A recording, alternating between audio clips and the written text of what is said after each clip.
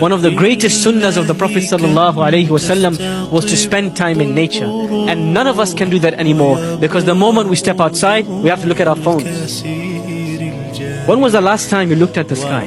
When was the last time you looked at a fly, a bee, a snowflake, a flower petal as it opened? When was the last time you stood and you stared at the beauty of a baby as it exited its mother's womb, at the innocence in its eyes, at the tear that escapes its lips, at the beauty of the baby as it suckles its mother and it naturally finds milk somehow, somewhere?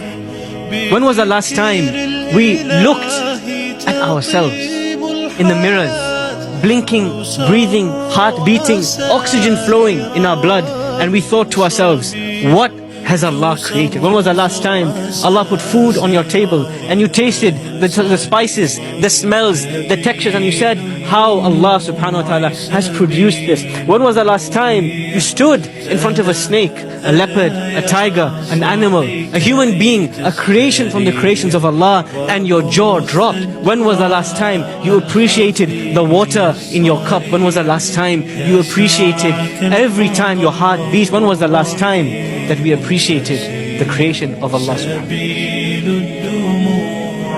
ta'ala? We are distracted.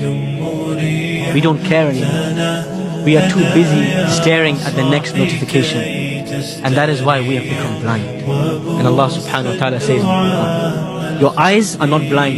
You go to Specsavers or the doctors, the optometrists, you will say you can see fine, but your heart has become blind. The heart's in the chest.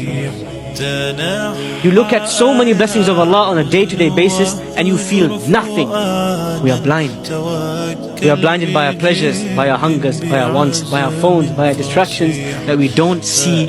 We look at the world and we see nothing.